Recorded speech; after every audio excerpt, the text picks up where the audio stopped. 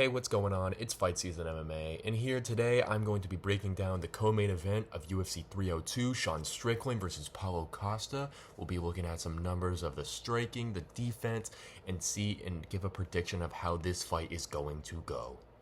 Okay, starting here with the breakdown with Sean Strickland and Paulo Costa. Sean Strickland is a minus 220 favorite, while Paulo Costa is the plus 180 underdog. Both of them are 6'1", which is going to benefit both of them in the standpoint that they are the same height, so it's going to cancel out. You got each one is weighing in 185 pounds. We all know Paulo Costa cuts a lot of weight. He probably weighed somewhere around 215 pounds during his fight with Robert Whittaker, and Sean Strickland does cut a lot of weight, but it's not nearly as much as Paulo Costa. They are both the same age at 33 years old. They're both fighting out of the orthodox stance, but we do see that the significant strikes landed per minute is 6.2 to Paulo Costa to 5.91 to Sean Strickland. Now, I don't think that this number is that big of a deal concerning the situation. Paulo Costa is someone who goes in there, he swings, he's a little reckless, his defense isn't amazing, but Sean Strickland is so calculated in that Philly shell, always staying there, no matter the situation or circumstance. He will always rely on that Philly shell, and he will always move out a little farther than you really think, and I think that's going to give Paulo Costa some problems when he's trying to make that issue. Now, Paulo Costa has a 60% accuracy with his significant strikes, while Sean Strickland is 43.77. This I don't think will matter really either, this stat. Sean Strickland throws out so much stuff that is just feeler, just to manage the range, so he is not trying to kill you with every single shot he throws out. Now, Paulo Costa, on the other hand, is trying to put your lights out with every single shot that he throws. Look at that spinning wheel kick versus Robert Whittaker. That shot was beautiful at the end of the first round, and what I thought won him the first round versus Robert Whittaker, even though he didn't win any other part of that fight. Now, this is going to be a really big thing for Sean Strickland, is managing the distance. Paulo Costa is someone who we know has a little bit of a blitz, not as much as Robert Whittaker, but does have that blitz within his fighting style, and he's going to be able to use that against Sean Strickland, hopefully to break that Philly shell.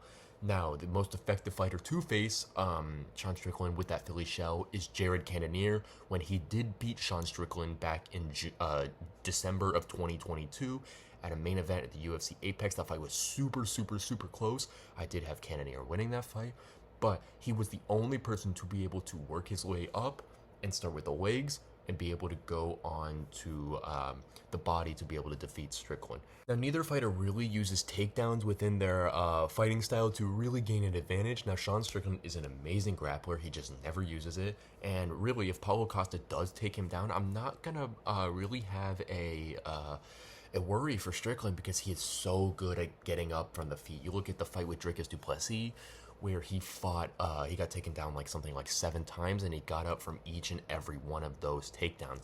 Sean Strickland is kind of like Derek Lewis, and he has that uncanny ability to just get up from a takedown, which is something that is so useful in this fight against Paulo Costa.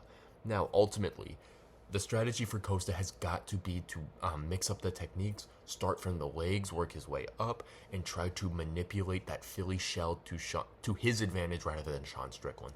We all know Sean Strickland is going to sit back. He's going to point fight the entire fight. Now, you look when he beat Israel Adesanya was getting frustrated with the point fighting of Sean Strickland, and that's why ultimately he got caught in the first round. He was making mistakes. He couldn't reach Strickland, and that was such a big deal breaker within that fight. Now, I think Sean Strickland, all he has to do is sit behind that Philly shell, is that key defense that he uses, arms up, that boxing style, and he's got to use more teep kicks, he's got to use some more leg kicks to be able to mix up his striking within the fight with Paulo Costa. We know Paulo Costa gets a little flustered when he fights someone like Israel Adesanya when back at UFC 252. Where he really got obliterated by Adesanya because of the sheer amount of leg kicks he was taking. He didn't know where anything was coming from, and Sean Strickland has the ability to do that. And also, another thing going in Strickland's favor is that uncanny cardio that he has, and he has instilled in himself.